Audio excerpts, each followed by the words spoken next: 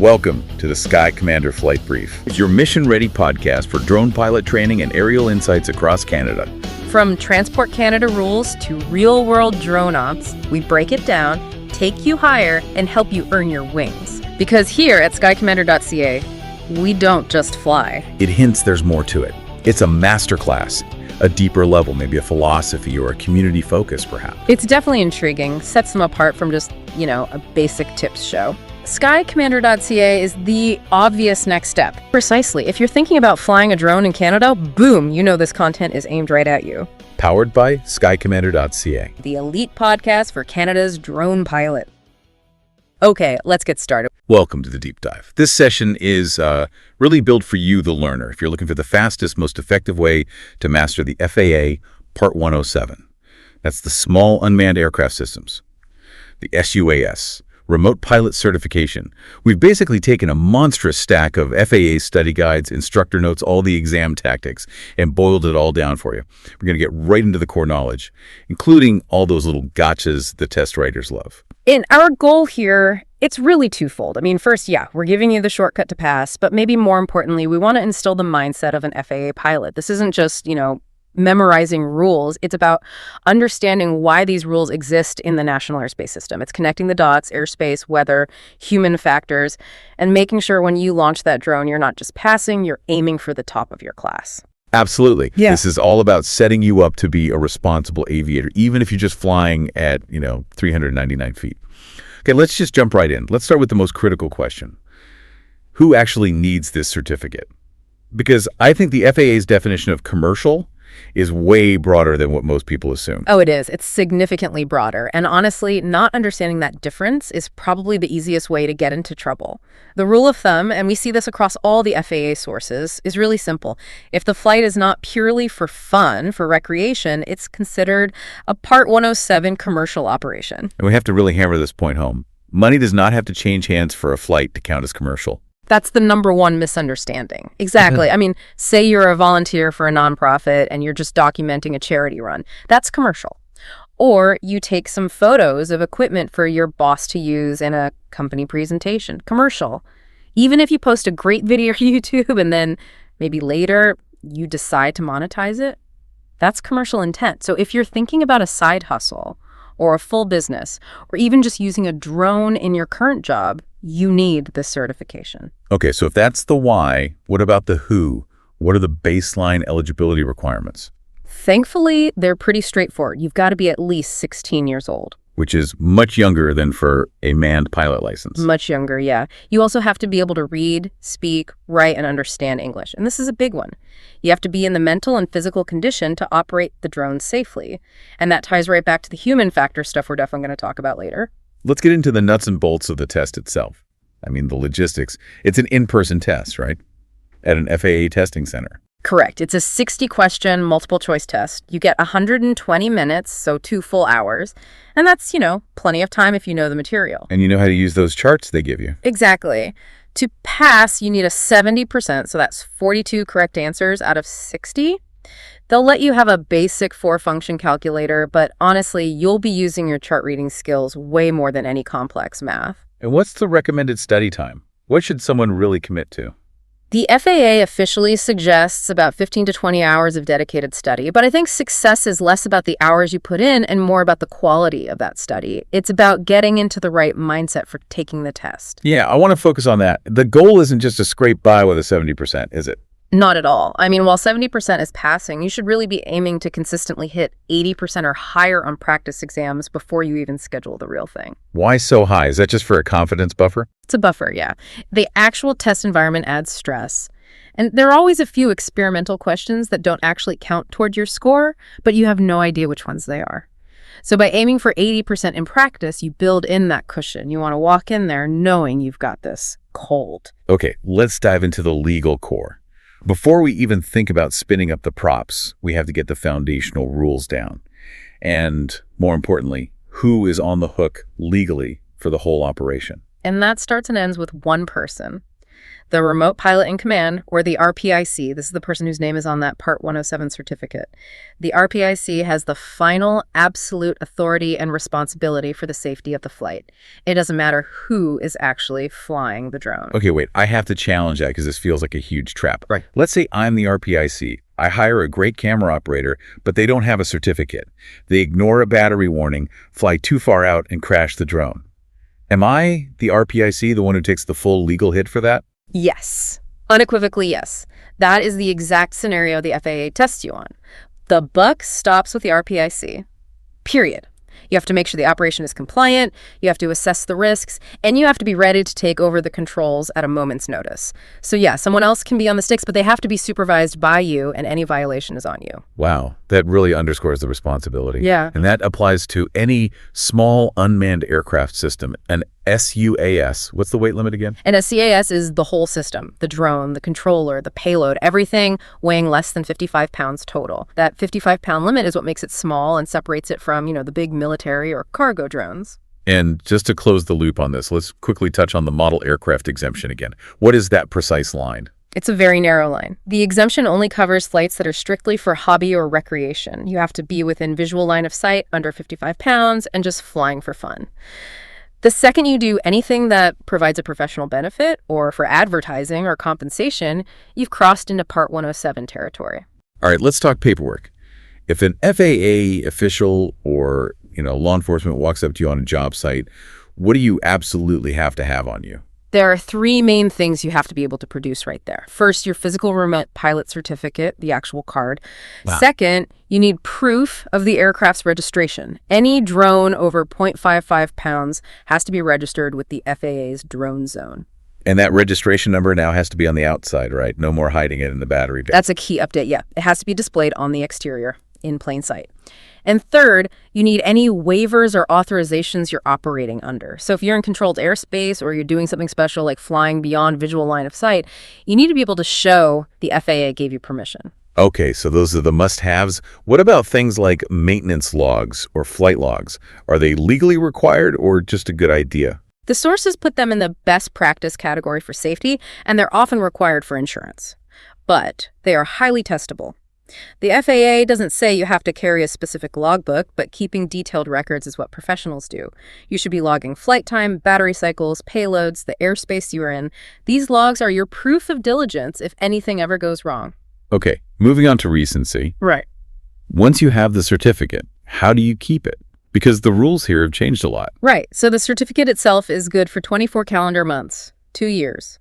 To keep your privileges, you have to complete a recurrent knowledge training or retake the initial test every 24 months. And the big change is that you don't have to go back to a testing center and pay for a recurrent test anymore. Right, exactly. They replaced the test with a free online recurrent training module on the FAA's website. It makes sure you're up to speed on the newer rules like night flight and flying over people. Right. If you let that 24-month window lapse, you have to stop all commercial flights until you get current again. Okay, the second huge part of responsibility and a heavily tested area, accident reporting. The FAA doesn't care if you scratch a propeller, but they absolutely need to know about serious events. What are the thresholds? You have to report an accident to the FAA within 10 calendar days if one of two things happens. The first is about injury, a serious injury to a person, which means anything requiring hospitalization or any loss of consciousness. Let's drill down on serious injury requiring hospitalization because the exam gets really specific here. Does a trip to the ER for a few stitches count? No, the key word is hospitalization. It has to be a formal admission to a hospital. So minor cuts, sprains, a quick trip to urgent care that's generally not reportable, a broken arm that needs surgery and an overnight stay, that's reportable, a light concussion where they send you home, probably not. And the second trigger for reporting is property damage. Correct. And it's damage to property other than your drone. The damage has to be more than $500 to repair or replace, whichever is lower. Whichever is lower. That's a key detail. It is. So if your $5,000 drone is completely destroyed, that's not reportable. But if it crashes and causes, say, $501 worth of damage to someone's roof, you have to file that report within 10 days. The test loves to give you scenarios where the drone damage is huge, but the other property damage is tiny, and you have to know that no report is needed. Okay, last thing in this section. The big red flags, the things that are just flat out prohibited. The big one is careless or reckless operation. A classic test example is flying a drone while you're driving a car in a busy area. You can sometimes operate from a moving vehicle in sparsely populated areas, but not in town. That's just reckless. And the rules on alcohol and drugs? They're exactly the same as for manned aviation. The bottle-to-throttle rule is 8 hours. No alcohol within 8 hours of flying. You also can't fly with a blood alcohol concentration of 0.04% or higher, or if you're on any drug that impairs you. It's a zero-tolerance safety issue.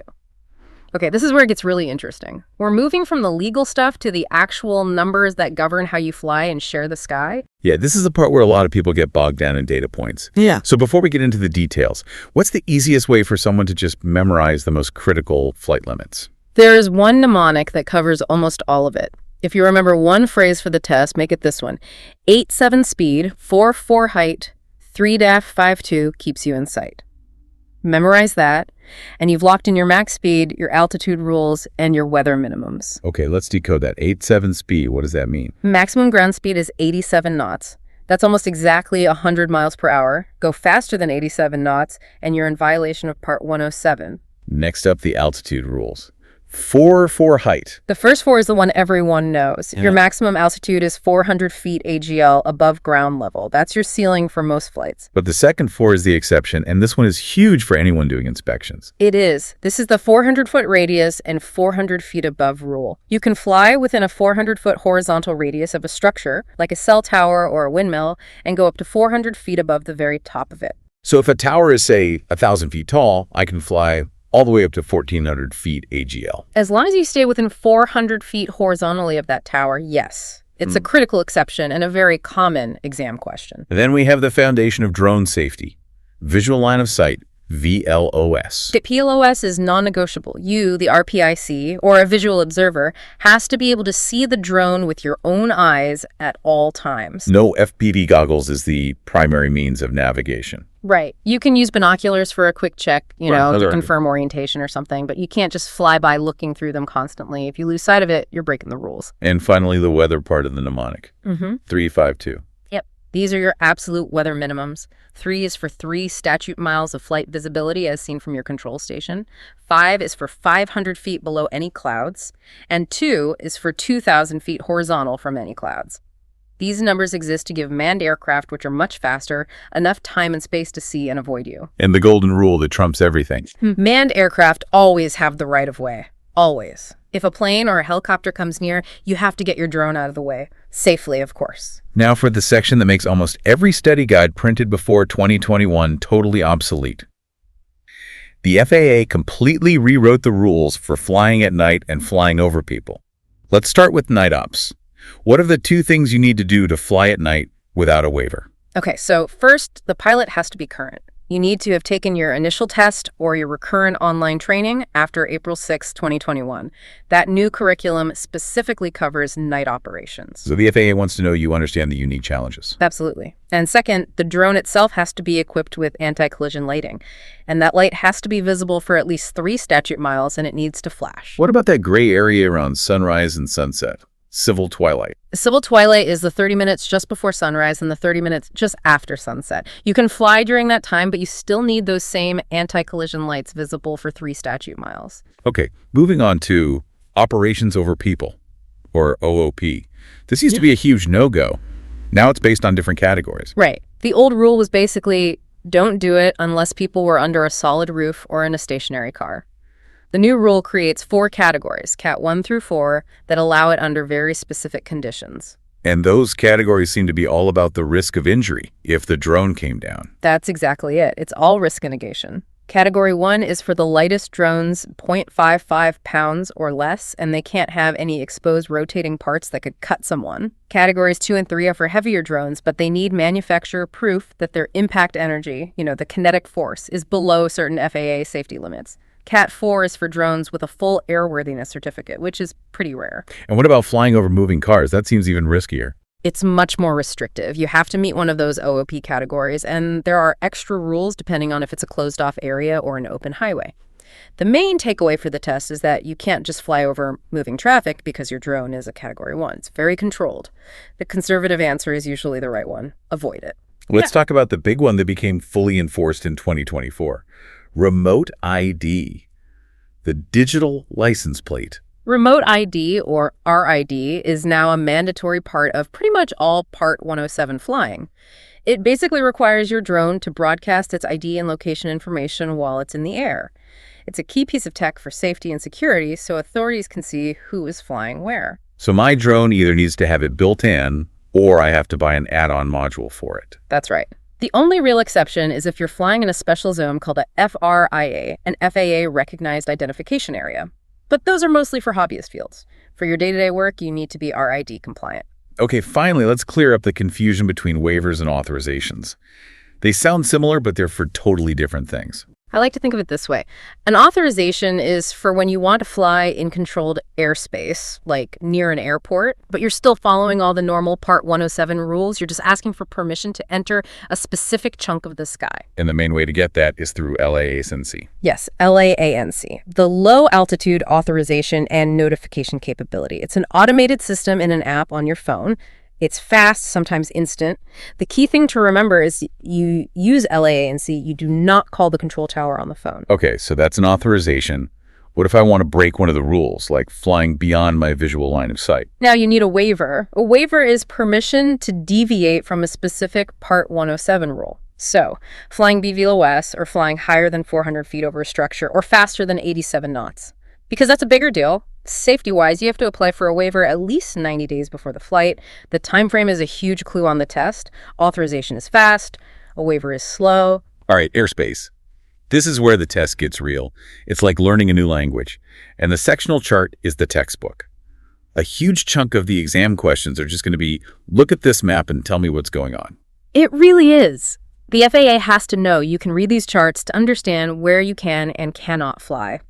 It's all about separating the sky into controlled, uncontrolled, and special use airspace. Let's start with the big division, controlled versus uncontrolled. Right. Controlled airspace, that's Class B, C, D, and E means you need permission, you need an authorization from air traffic control to fly there.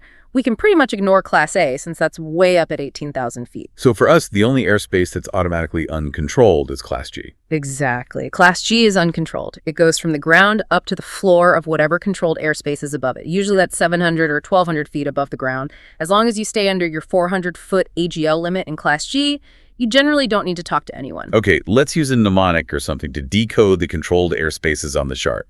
We need to know the colors and lines. Let's start at the top. Class B. Think big, busy blue. It's marked by solid blue lines and it surrounds the nation's busiest airports, Atlanta, LAX, Chicago, O'Hare. It looks like an upside-down wedding cake with multiple tiers, and you definitely need authorization to get in there. Okay, next one down, Class C. Class C is solid magenta lines. I think city magenta. Yeah. It's around major airports that are a step down from the giants, like, say, Nashville or Raleigh-Durham. It's also tiered, and you'll see altitudes written on the chart like 40 SFC, which means it goes up to 4,000 feet MSL from the surface. And Class D. Class D is for the smaller regional airports that still have a control tower. It's a dash blue line. The mnemonic is dash blue for dinky tower. It's just a simple cylinder shape, usually up to 2,500 feet above the airport. Okay, and the last one that starts at the surface is Class E. Good. This is the tricky one. It is, because it looks different. Class E that starts at the surface is marked by dashed magenta lines. Think edge magenta. This is around an airport that has instrument approaches but might not have a tower. If you see those dashed magenta lines, you need authorization. It's controlled all the way to the ground. This brings us to the concept that trips up so many people on the test. Altitude conversion. MSL versus AGL. It's the #1 chart-related mistake. The sectional charts are all written in MSL, mean sea level, but your drone rules, your 400-foot limit, are in AGL, above ground level. You have to be able to convert between them. Okay, let's walk through an example. I'm looking at a chart for a job. The airport elevation is listed as 2,000 feet MSL, and there's a faded magenta line nearby, meaning the controlled Class E airspace starts at 700 feet AGL. So what's my actual ceiling? Okay, so your default limit is 400 feet AGL. Period. So if the ground is at 2,000 feet MSL, your absolute maximum altitude is 2,000 plus 400, which is 2,400 feet MSL. The controlled airspace in this case doesn't even start until 2,700 feet MSL, so you're well below it. You're operating in Class G. Ah, so you always have to obey the 400-foot AGL rule, even if there's technically more uncontrolled airspace above you. Exactly. You have to find your AGL ceiling first, then convert it to MSL to see where you are in relation to the controlled airspace floors. It's a two-step process, and you have to get it right. Beyond the standard A, B, Cs, there's special use airspace or SUA. This is mostly military stuff, right? Mostly, yeah. And it's marked with hash marks on the chart. You need to know 5 main types. The first 2, prohibited and restricted, are both marked with blue hash marks. Let's do prohibited areas first. P something. P for prohibited. These are absolute no-fly zones. Think the White House, Camp David, sensitive government sites. The key phrase is no flight operations allowed, period. Okay, and restricted areas are something. Also blue hash marks. These are areas where the military does things that are hazardous to aircraft, like live fire exercises or missile tests. You can't enter a restricted area when it's hot or active unless you get permission from the controlling agency listed on the chart. And then there's the one with magenta hash marks. Military operations areas, or MOAs. Right. MOAs are for military training, like high-speed maneuvers. Technically, you're allowed to fly in an MOA, but it's a really bad idea without checking first. You should contact the controlling agency to see if it's active. It's advisory, but it's a huge risk factor. And there are 2 other cautionary areas, warning and alert areas. A warning area is basically a restricted area, but over international waters, like off the coast. The FAA can't legally restrict you, but they're warning you of the same kinds of hazards. And an alert area. That's just an area with a lot of pilot training or other unusual aerial activity. No permission needed to enter, but you need to be extra vigilant for other aircraft. Okay, and the last piece of the airspace puzzle, the thing you have to check before every single flight. TFRs, temporary flight restrictions. TFRs are pop-up no-fly zones. They can appear anywhere for anything from a presidential visit or a major sporting event to a wildfire or disaster scene. They are published as NOTAMs notices to airmen. Checking for TFRs and NOTAMs is a mandatory pre-flight action. A TFR can turn your perfectly legal flight into a major federal violation in an instant. So we've covered where you can fly. Now we need to cover when you can fly safely. The final big section of the Part 107 test is all about weather and risk management. Yeah, this is where the test really shows its old school aviation roots. You have to be able to read the atmosphere just like you read the chart. And you have to use official sources. The FAA wants you to check places like the Aviation Weather Center or call a flight service station. That's where you get your NOTAMs, your TFRs, and the 2 big weather reports you have to be able to read. METARs and TAFs. So what's the difference between a METAR and a TAF? A METAR is a report of the current weather. It's an observation of what's happening right now, updated every hour. A TAF is a forecast. It's what they expect the weather to be like for the next 24 to 30 hours. So METAR for now, TAF for planning. Exactly. You use the METAR for your go-no-go decision right before you fly, and the TAF to plan your mission for later today or tomorrow. The tricky part is reading the code. Let's decode a sample METAR and see how it connects back to our 352 weather rule. Sure. Let's take this one. KLX 051655Z 27015G25KT 3SM VCTS BKN009 OVC04 2018 A2992. Looks like a mess, but we only need a few key pieces. Okay, start with visibility. Our 3 from the mnemonic. In that code, you see 3SM. That means visibility is 3 statute miles. Our minimum is 3 SM, so we're legal. Just barely, but legal. What about wind? That's 27015G25KT. It means wind from 270 degrees, so from the west at 15 knots, but with gusts upper 25 knots. Those gusts are a big red flag for your risk assessment. Okay, now the clouds. BKN009 OVC040. How do we check our 500-foot below rule with that? So we have 2 cloud layers. BKN009 means a broken layer at 900 feet AGL. OVC040 is an overcast layer at 4,000 feet AGL. We care about the lowest one, the 900-foot layer. We have to stay 500 feet below that. So 900 minus 500 means our absolute ceiling for this flight is 400 feet AGL. Since our normal limit is 400 feet AGL anyway, we're okay. But if that cloud layer was at, say, 700 feet, our ceiling would drop to just 200 feet AGL. That's a perfect example of how the weather can directly change your legal flight envelope. What about atmospheric hazards? Density altitude is always a tough one. Density altitude is just a measure of air performance. Think of it as how thick the air is. When density altitude is high, the air is thin and your drone performs worse. Less lift, motors work harder, batteries drain faster. And what conditions cause high density altitude? 3 things: high elevation, high temperature, and high humidity. A classic test scenario is flying in Denver on a hot summer day. The density altitude will be very high, and you have to account for that reduced performance. We also need to know the difference between unstable and stable air. Unstable air is the choppy, hazardous stuff. It creates turbulence, thunderstorms, and big, puffy cumulus clouds. Stable air is smooth, with layered stratus clouds and maybe some light drizzle. You want stable air. And the most severe wind hazard. Microbursts. They are an extreme form of wind shear. It's a powerful, localized downdraft that can be over 6,000 feet per minute. It can literally slam a drone right into the ground. They're incredibly dangerous. And that brings us to the human element. The FAA knows that you, the pilot, are the most important piece of safety equipment, so they test aeronautical decision-making, or ADM, very heavily. And there are two key checklists for ADM, IMSAFE for yourself and PAVI for the mission. Let's start with IMSAFE. IMSAFE is your personal pre-flight check. It stands for illness, medication, stress, alcohol, fatigue, and eating or emotion. You have to honestly ask yourself if any of those are an issue before you fly. The test questions always seem to focus on stress and fatigue. They do. If a question describes a pilot who had 4 hours of sleep or is rushing to please a client, the correct answer is always to postpone the flight. Safety has to come before the job. Okay, now let's look at PAVE, the mission risk assessment. PAVE is how you look at the whole picture. P for pilot, are you IMSAFE? A for aircraft, is it airworthy? V for environment weather, airspace obstacles, and E for external pressures. Let's do a quick PAV scenario. A client offers you a big bonus to get some shots right now, but the wind is picking up and there's a new NOTAM about air traffic. Which part of PAV is that? That is a direct hit on E, external pressures. The client is pushing you to take a risk. A professional RPAC recognizes that pressure, identifies it as a hazard, and makes the safe call, which is to wait. Finally, hazardous attitudes. You need to be able to recognize these in yourself. Absolutely. The test uses 5 main ones. Macho, I can do it. Anti-authority, the rules don't apply to me. Impulsivity, acting too quickly. Invulnerability, it won't happen to me. And resignation, what's the use? You need to know those attitudes, and more importantly, their antidotes, like following the rules is the right thing to do. Okay, to bring it all home, let's talk about the study tools. To really nail this test, you need to use the actual FAA source documents. First up, the ACS. The Airman Certification Standards, or ACS. This is literally the blueprint for the test. It tells you every single topic the FAA can ask you about. Use it as your study checklist. Next, the rules themselves. You should actually read 14 CFR Part 107. It's the law. You can find it online. All the rules we've talked about are in there. And the most critical tool for the day of the test, the supplement booklet. This is non-negotiable.